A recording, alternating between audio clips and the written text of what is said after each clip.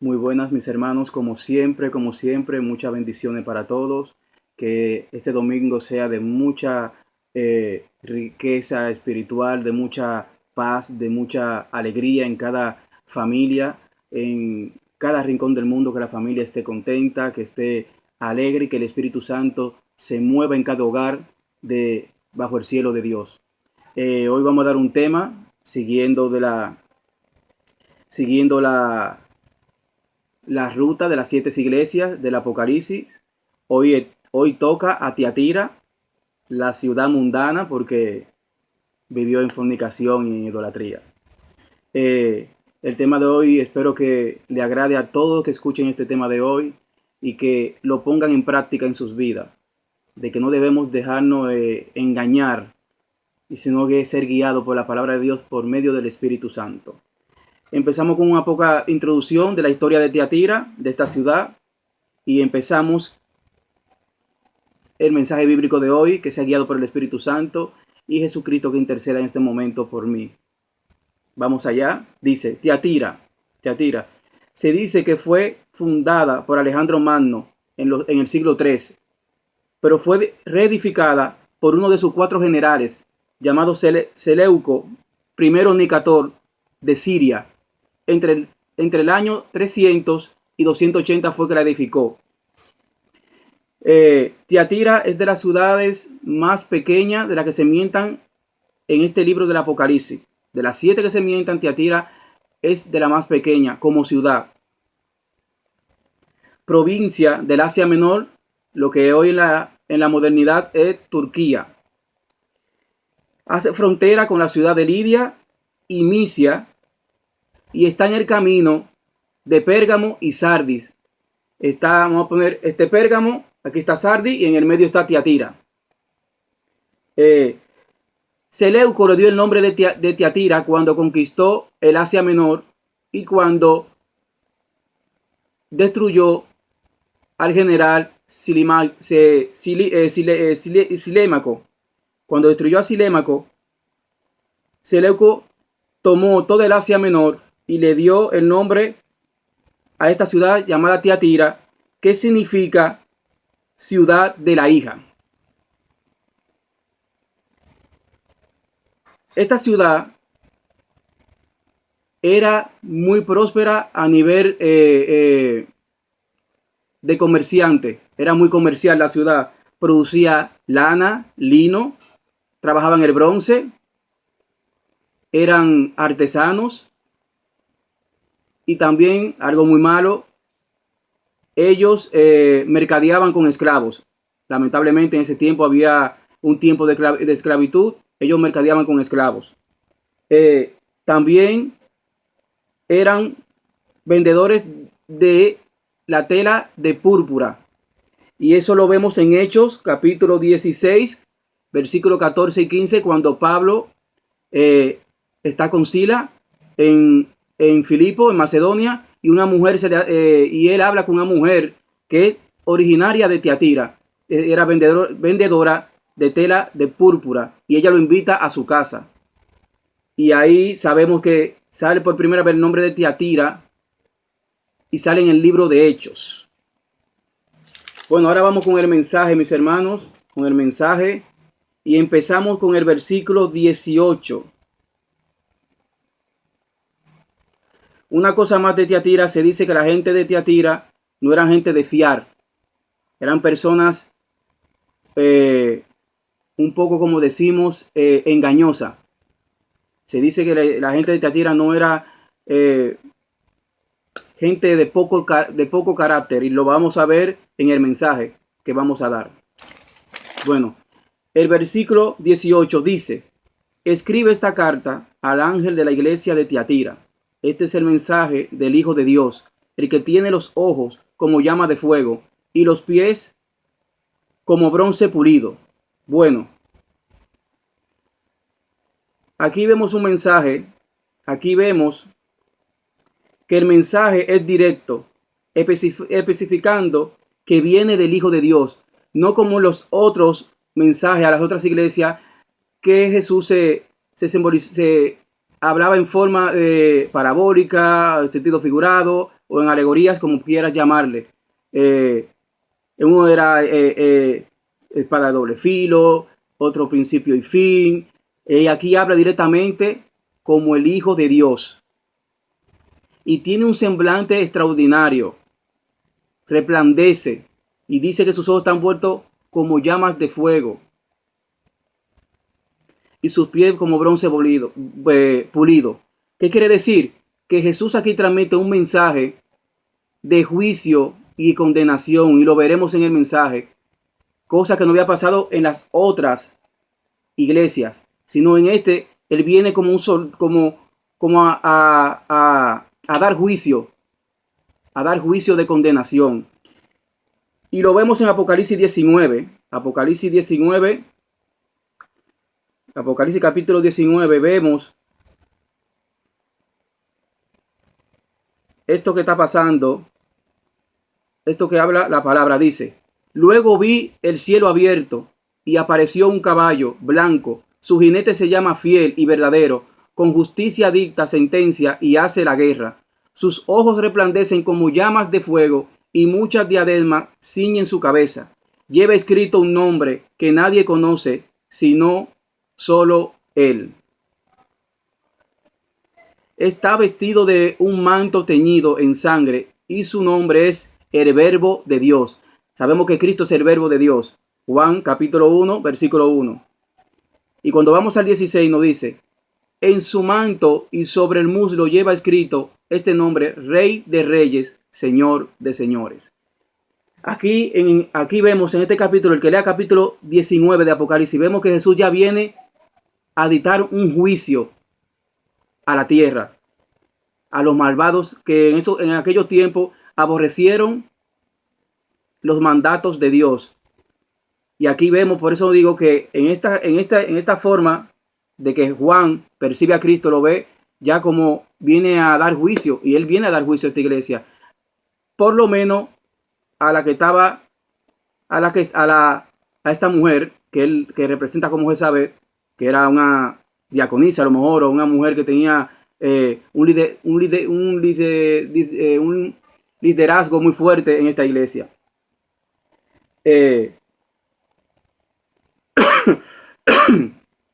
Entonces, mis hermanos, vemos que cuando Jesús viene así, resplandeciente, lleno de furia, es porque viene a dar juicio. En el versículo 2, vamos, en el versículo 19, vemos que Jesús dice: yo sé todo lo que haces, he visto tu amor, tu fe, tu servicio y tu paciencia con perseverancia, y veo tu constante mejoría en todas estas cosas. Aquí vemos una iglesia que da fruto del Espíritu Santo. Da amor, tiene fe, servicio, que quiere decir que ayuda también a los demás hermanos de la iglesia, a los que necesitan ayuda. Tiene paciencia y perseverancia. Pero hay algo, mis hermanos, que aquí lo vamos a ver en el transcurso del mensaje, que esta iglesia no tiene carácter. Aquí falta uno de los frutos del Espíritu Santo más importante, que es el carácter. Tú puedes tener amor, pero no puedes tener carácter. Puedes tener una fe sin carácter. Puedes servir sin carácter. Puede tener paciencia, pero es limitada porque no tiene carácter. Y esta iglesia padecía de carácter. Esta iglesia padecía de carácter. Y le digo esto porque cuando vamos también vemos el mensaje, que nos metemos más profundo, vemos una iglesia que cae en la idolatría y en la fornicación. ¿Por qué? Porque no tenían carácter. Eran fuertes en una parte, pero en otra parte era débil. Y en una de las partes que tenemos que ser fuertes, que es en la carne. Entonces, por eso digo, cuando falta algo del Espíritu Santo, hay problemas. Hay problemas y podemos caer. Y podemos caer, mis hermanos, en la tentación en la que somos más débiles. Y ellos eran débiles en la carne. Por eso vivían en la fornicación y estaban engañados por una persona también, que es una mujer, porque no estaban preparados ni llenos del Espíritu Santo. En Gálatas 5, 22, 23 vemos los frutos del Espíritu Santo y le falta el carácter. Tenían todo, pero le falta el carácter. Le faltaba el dominio propio. En Santiago 1:27 habla de que ellos ayudaban a los huérfanos, ayudaban a las viudas, pero se dejaron contaminar de las cosas del mundo. Se dejaron contaminar de los malos deseos que el mundo ofrece. Y voy a hablarles de varios hombres que fueron grandes hombres de Dios, pero que no tuvieron carácter, mis hermanos. Y vamos a empezar. Noé, en un momento no tuvo carácter. Hizo muchas cosas buenas, muchísimas. Pero al final, en vez de cuidar la tierra, se puso a sembrar uvas, bebió vino, se emborrachó y pasó lo que pasó. Todos saben lo que pasó en Noé y su hijo Cam. Abraham en un momento dado tampoco tuvo carácter. Sara fue más fuerte que él, le dijo, mira, ahí está mi sierva, y él se tiró de cabeza. Ahí faltó carácter de Abraham, cosa que con el tiempo, esa generación del hijo de Abraham, Ismael, el primogénito, sabemos qué es lo que pasa, porque al final fue esa generación de los árabes, no se llevan bien con el pueblo judío en este tiempo, ni nunca se llevaron bien, siempre tuvieron guerras, porque eso trae consecuencias, la falta de carácter. Sansón tampoco tuvo carácter en un momento determinado. David en un momento determinado tampoco tuvo carácter. Saúl, el rey Saúl, nunca tuvo carácter, porque quería mejor los aplausos de su ejército y era hacer la obra y no hacer la voluntad de Dios. Él quería mejor quedar bien con su pueblo y con su ejército y no quedar bien con Dios. Y Dios le quitó del medio por su falta de carácter. Salomón sabemos que perdió el carácter, por más hombre sabio que fue en la tierra, no tuvo carácter porque se ofreció a ídolos paganos por culpa de las mujeres que eran de otra tierra, cosa que Dios le prohíbe a ellos en Deuteronomio, creo que es Deuteronomio 7 si no me equivoco. Y acá, que vamos a hablar de él porque fue el esposo de Jezabel, de la mujer que mienta a Jesús aquí, acá no tuvo carácter en ningún momento. No tuvo carácter el rey acá. En el Nuevo Testamento sabemos que en un momento dado Juan el Bautista también tuvo falta de carácter cuando mandó a sus discípulos a preguntarle a Jesús si él era el que debía de venir. Cuando Juan fue testigo del Espíritu Santo y fue testigo porque él bautizó a Jesús.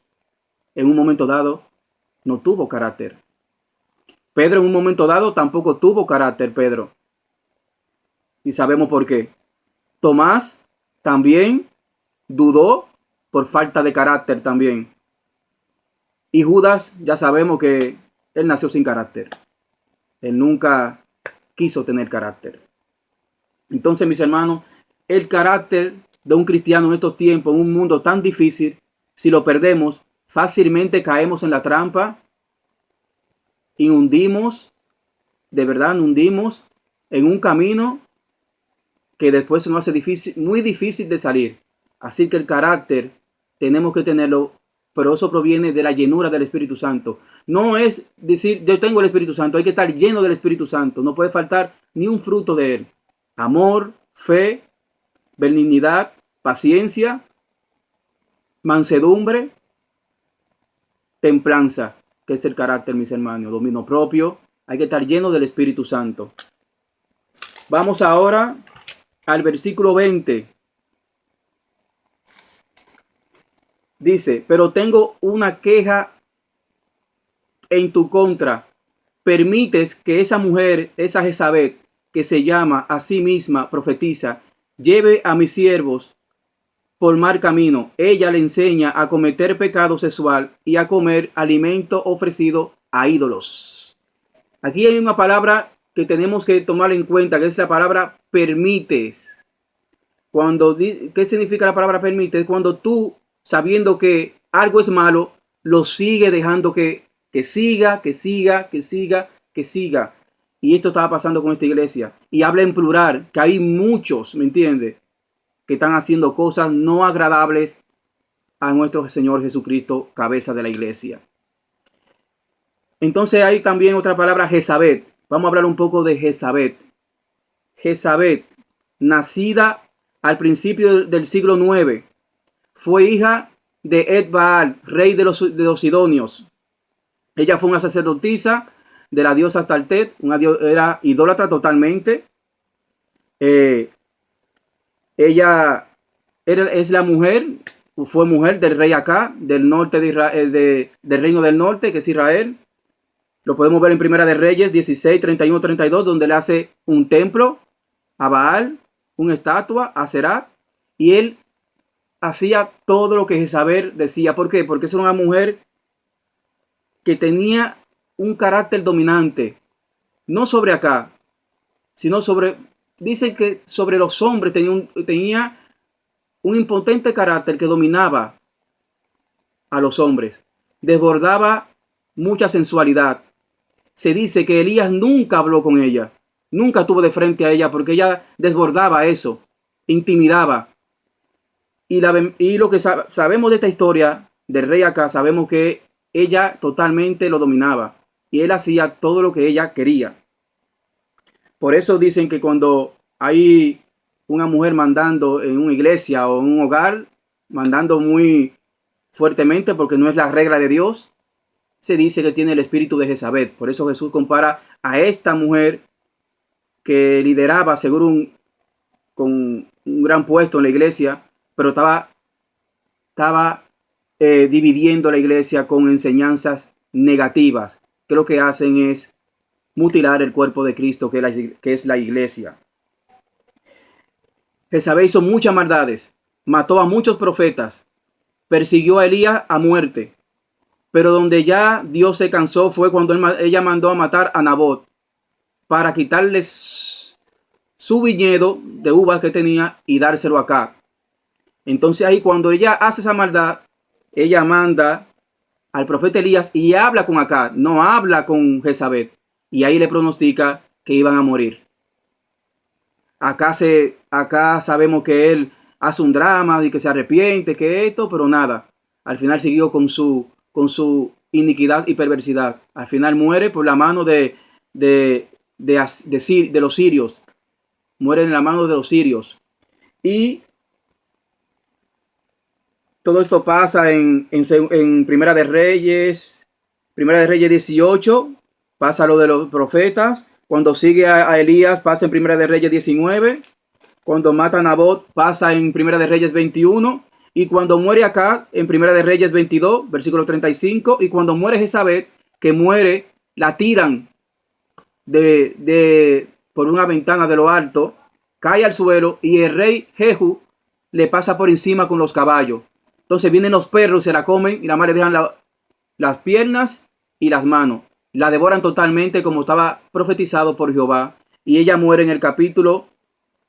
en Segunda de Reyes, capítulo 9, del 33 al 35. Ya sabemos la historia de Jezabel, que impulsa a aquellas personas o mujeres que tienen ese espíritu, impulsan dominio sobre todo. Quieren acapararlo todo y al final lo que hacen es totalmente un desorden. Dios es un Dios de orden. Dios no es un Dios de desorden. Dios es un Dios de orden. Y lo que arman, lamentablemente, estas mujeres que tienen este espíritu de Jezabel, lo que arman muchas divisiones en la iglesia. Igual que los hombres tienen el espíritu de los nicolaitas, lo mismo. Siempre lo que hacen es dividir la iglesia. Y la iglesia de Cristo no puede ser dividida jamás. La iglesia de Cristo no puede ser dividida y tampoco podemos permitir que sea dividida. Porque Él la compró con su sacrificio en la cruz y pagó por ella con su sangre para que nosotros vivamos bajo su gracia y en la libertad y en la salvación gracias a Él. Entonces no podemos permitir que la iglesia caiga en división, caiga en un espíritu de inmundanidad sexual y caiga en la idolatría, que era lo que estaba cayendo esta iglesia de Tiatira. Vamos al versículo 21. Nos dice: le di tiempo para que se arrepintiera, pero ella no quiere abandonar su inmoralidad. Aquí vemos la paciencia, la misericordia de Cristo, que Él espera por nosotros a que nos arrepintamos.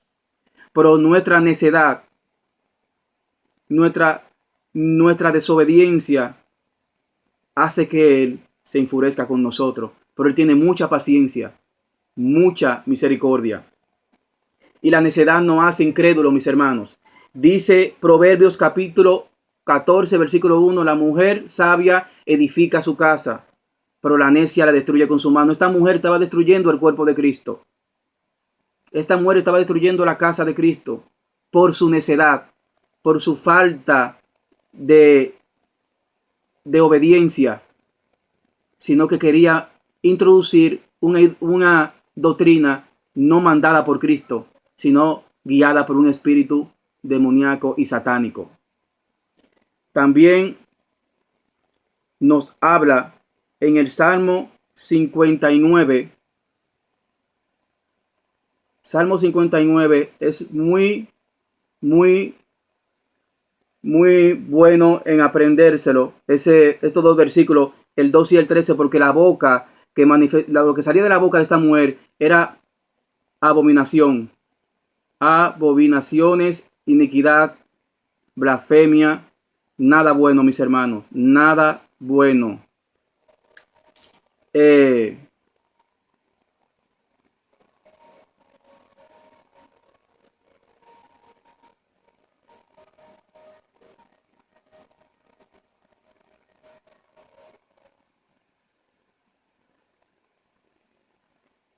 Vamos, mis hermanos, estoy buscando aquí. Esto es guiado por el Espíritu Santo, mis hermanos. Tener un poco de paciencia.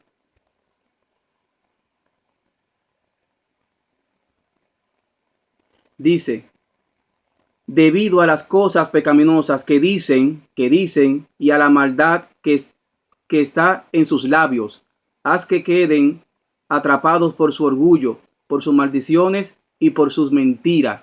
Destrúyelos en tu enojo, arrásalos por completo. Entonces todo el mundo sabrá que Dios reina en Israel y en todo el mundo.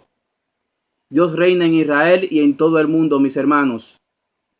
Por eso debemos de ser obedientes y no caer en la trampa de esta mujer poseída por un espíritu engañoso.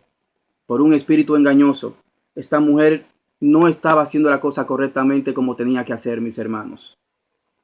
Así que tenemos que estar en oración siempre para no caer ni ser poseído. Ahora, el que vive en la verdad, y la verdad es Cristo, no caemos ni somos poseídos por ningún espíritu del mal, porque nosotros estamos sellados por su sangre y estamos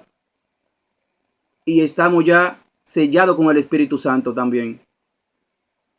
Pero debemos de estar en oración para que Él nos proteja de todo el soldado de fuego del maligno. Tener el escudo de la fe siempre activo también. Vamos al versículo 22. El versículo 22.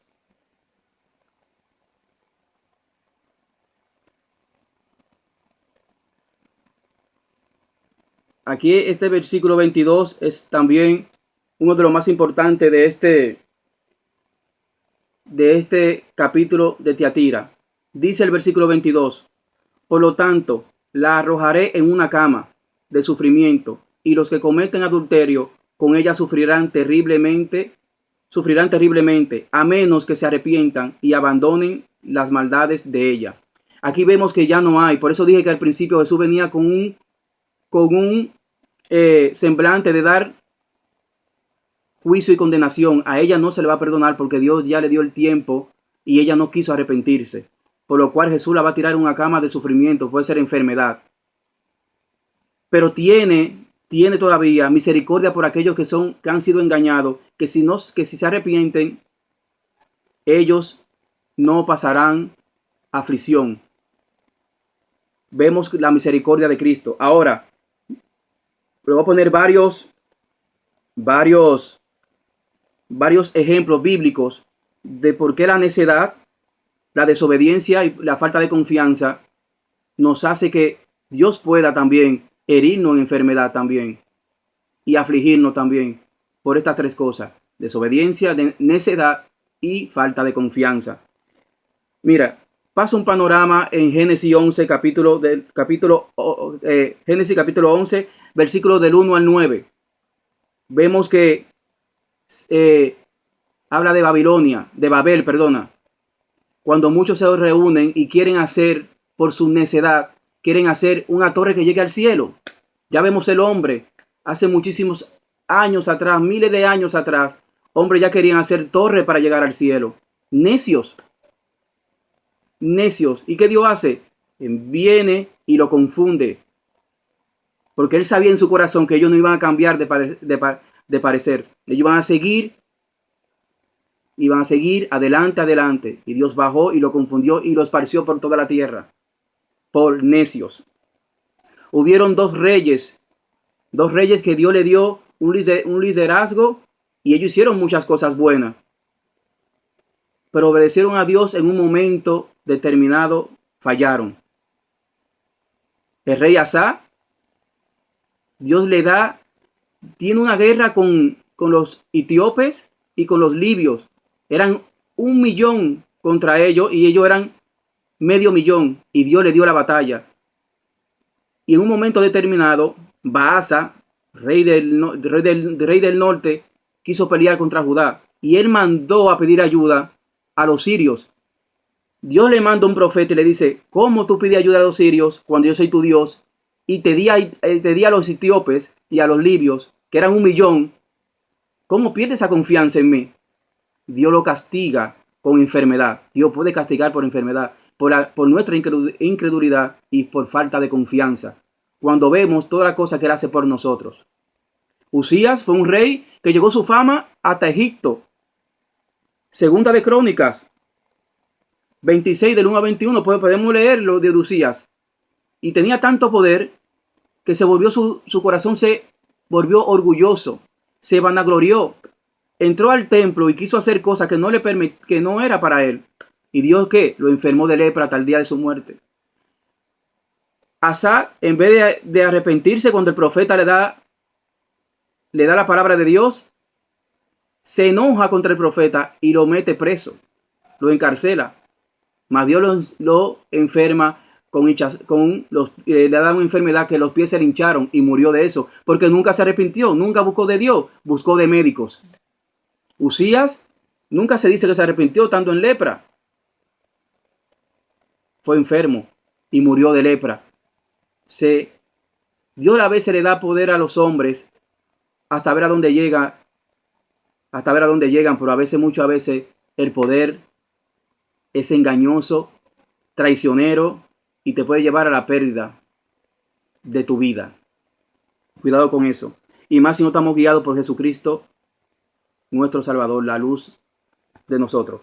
También vemos en Hechos capítulo 9, cuando Pablo todavía no había sido escogido por Jesucristo todavía.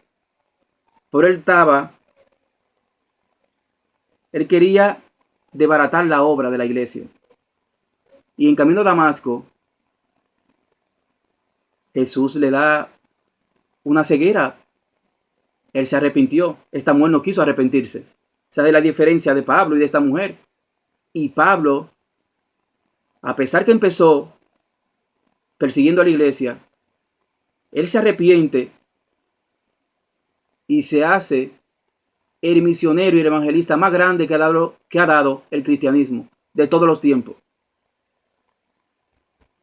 Pablo, en el capítulo de 2 de Corintios, capítulo 12, Pablo es transportado al tercer cielo, pero Dios le pone un aguijón para que no se enorgullezca. Oye el amor que tenía Jesús sobre Pablo. Pablo era joven y fue transportado al tercer cielo. Eso lo pueden ver en 2 de Corintios 12. Para que no se vaya en orgullo, Dios le pone un aguijón a Pablo. Y Pablo le oró para que se lo quitara. Y él dijo: bástate con mi gracia. Sin embargo, a Juan no le hizo nada, porque Juan era un viejo ya que estaba desterrado en Pasmo. ¿A quién Juan le iba a decir: yo vi a Jesús estaba conmigo? No. ¿Por qué? Porque no. Juan estaba desterrado, pero Pablo estaba joven, estaba en sus aguas, como quien dice. Y Dios, para que no cayera en orgullo, le pone un aguijón. Pablo también sufrió de ceguera. Y no era porque era un hombre desobediente, no. Pero puede pasar muchas cosas. Pero esta mujer era por su desobediencia, iba a ser afligida en una cama. Y si Dios castigó a los que fueron del antiguo pacto, lo castigó, como a Israel lo castigó en el desierto, a muchos reyes lo castigó por su desobediencia y por su idolatría, ¿qué pasará ahora que vivimos un pacto 1000 veces mejor que el anterior? Que vivimos bajo la gracia de nuestro Señor Jesucristo, una salvación que fue dada gratis. ¿No nos va a castigar si somos rebeldes contra Él? Claro que sí, claro que sí. Que Él tiene derecho a castigar a aquellos que quieren interrumpir su obra, y esta mujer quería interrumpir su obra.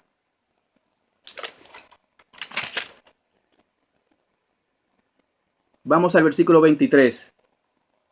Por la consecuencia de muchas cosas pagan nuestros hijos. Dice el versículo 23, heriré de muerte a sus hijos. Entonces todas las iglesias sabrán que yo soy el que examina los pensamientos y las intenciones de cada persona, y le daré a cada uno de ustedes lo que se merezca. Bueno, esto es una reflexión que cada padre debe de tener en cuenta, que por nuestro pecado, nuestros hijos pueden pasar grandes consecuencias. Lo está diciendo Cristo. Lo está diciendo por lo que esos padres estaban haciendo. Dice, heriré de muerte a sus hijos.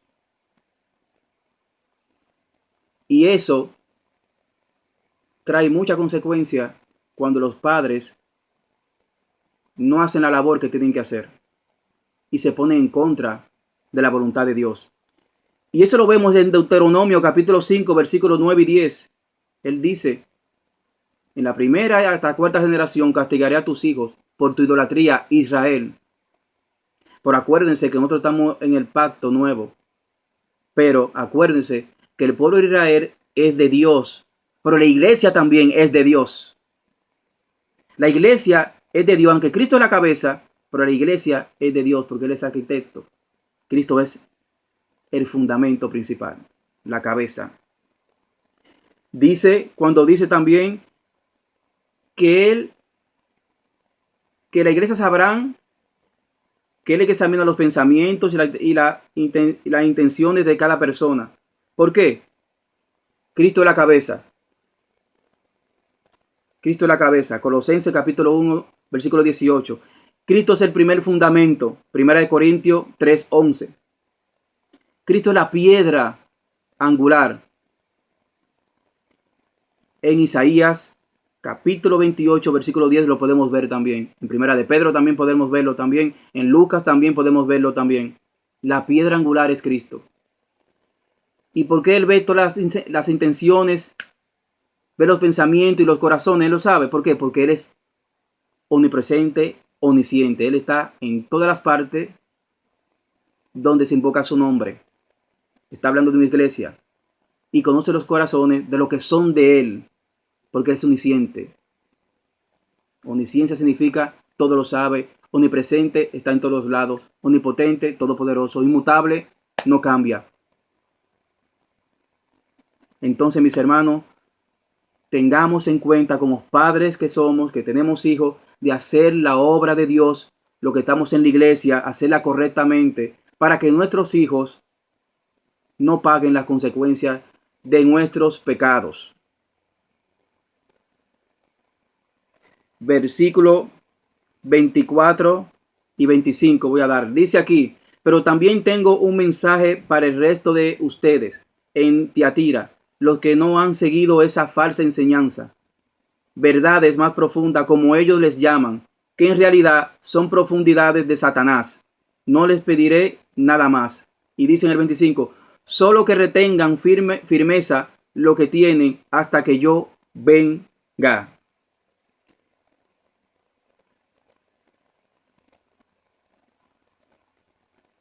Vamos a Hebreos capítulo 10.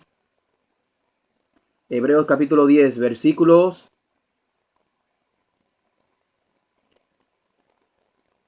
36 al 39. ¿Qué dice aquí? Que Él no pide nada más a Dios. Jesucristo no pide nada. sino que hagamos lo que nos toca hacer su obra, a dar el evangelio a aquellos que le necesitan y mantener firmeza en el camino. Dice capítulo 10 de Hebreo, del 36 al 39 versículos, dice: porque os necesaria la paciencia, para que habiendo hecho la voluntad de Dios obtengan la promesa, porque aún poquito, y el que ha de venir vendrá, no tardará. 38 más, el justo vivirá por fe, y si retrocediere, no agradará a mi alma. Pero nosotros no somos de los que retroceden para perdición, sino de los que tienen fe para preservación del alma. Los que vivimos en Cristo fielmente, no tenemos que tener miedo. El temor no puede invadir nuestro corazón, jamás, porque somos de Cristo. Y si nosotros somos fieles a Él es testigo fiel. Él va a ser fiel con nosotros. Él no puede traicionarse él mismo, porque Él es fiel, Él es testigo fiel. Él es fiel hasta el final. Él es fiel hasta el final. Cristo no cambia con nosotros. Él cambia un poco con nosotros cuando nosotros no hacemos la obra de Él, cuando nos vamos a este mundo vano, cuando nos dejamos poseer por esta carne traicionera que tenemos encima de nuestro cuerpo. Ahí Él nos azota para que aprendamos a vivir bajo su autoridad. Eso es lo que se quiere decir, ser fiel a Cristo. Y si Él nos azota, alegrémonos también por eso, porque dice que Él, al que toma por hijo, lo azota, y ahí sabemos que somos hijos verdaderos y no somos, como se dice, y no somos como quien dice estos hijos que no son legítimos. Nosotros somos legítimos, porque Él no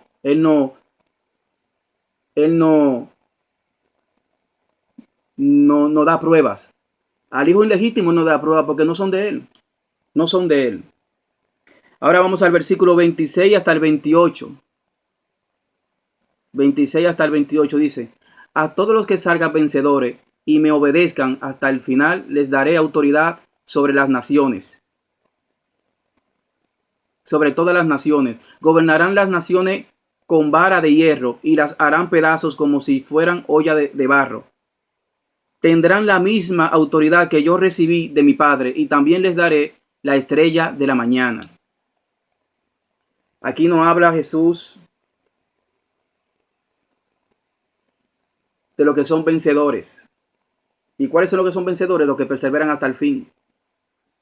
Los que a pesar de tribulaciones, a pesar de lo que venga sobre ellos, nos mantenemos firmes. Y con Él reinaremos en los últimos tiempos. Vamos al mismo Apocalipsis. En Apocalipsis capítulo 20 podemos ver totalmente lo que nos habla Jesús. Capítulo 20 del 4 al 5. Y dice: vi tronos, y se sentaron sobre ellos los que recibieron facultad de juzgar. Y vi las almas de los decapitados por causa del testimonio de Jesús y por la palabra de Dios, los que no habían adorado a la bestia ni a su imagen, y que no recibieron la marca en sus frentes ni en sus manos, y vivieron y reinaron con Cristo 1000 años. Ahí vemos que dice aquí que reinaremos con Él a las naciones. Y dice el 5: pero los otros muertos no volvieron a vivir hasta que se cumplieron 1000 años. Esta es la primera resurrección. Los que no perseveraron se quedaron ahí tranquilitos hasta los 1000 años, hasta que venga el juicio del trono blanco y vayan al lago de fuego. Los que sí perseveraron, reinaremos con Él todas las naciones. Y juzgaremos al mundo y a los ángeles. 1 Corintios 6, podemos verlo eso. Nosotros juzgaremos al mundo y a los ángeles. Pues, mis hermanos, tenemos una gran promesa con Cristo Jesús. Es la única promesa verdadera. El hombre bajo el cielo no da promesa. promete, pero nunca la cumple. La promesa de Jesús se cumplirá porque se tiene que cumplir, porque Él es verdadero y en Él no hay mentira. Vamos al último versículo, el versículo 29. Dice, todo el que tenga oídos para oír debe escuchar al Espíritu y entender lo que dice a las iglesias. Aquí no habla del Espíritu Santo.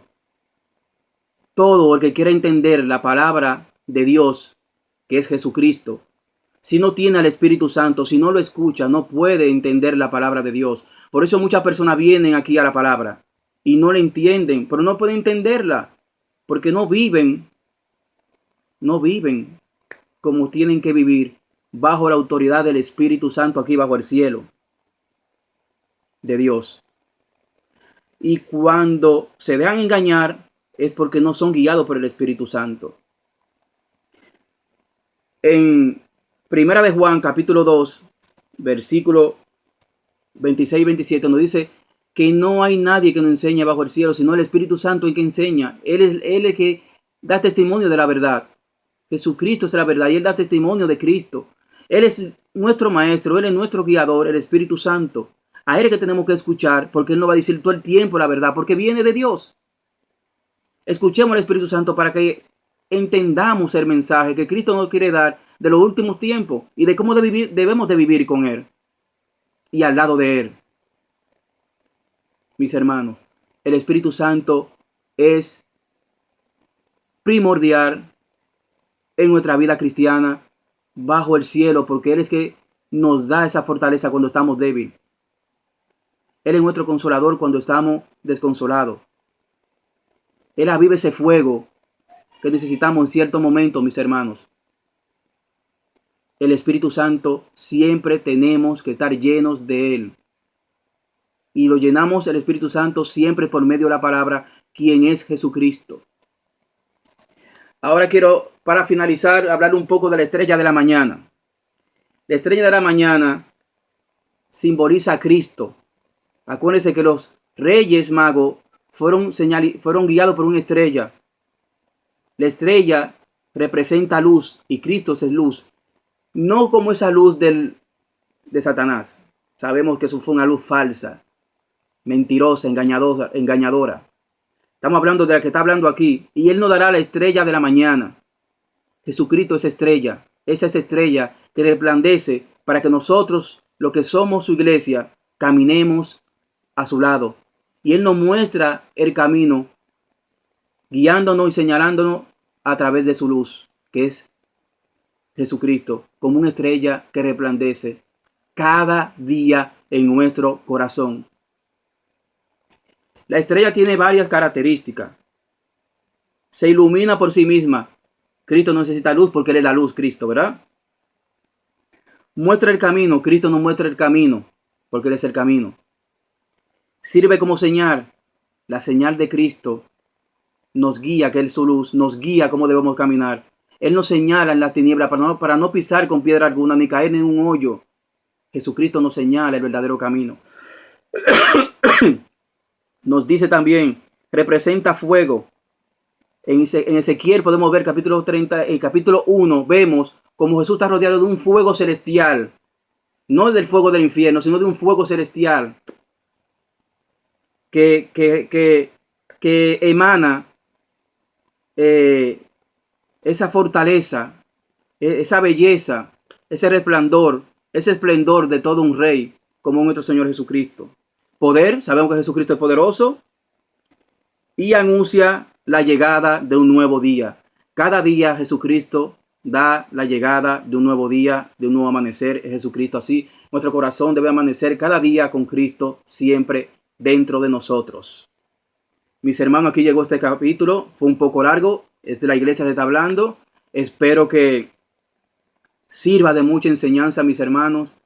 Espero que tengan paciencia para verlo, aunque sea un poco, lo pueden ver. Y que la palabra de Dios, como siempre, quede aquí en el corazón y Él haga que crezca como crecen los árboles bajo su cielo. Espero que sea entendible también el mensaje de hoy. Y acuérdense la enseñanza de un cristiano, principalmente en este capítulo.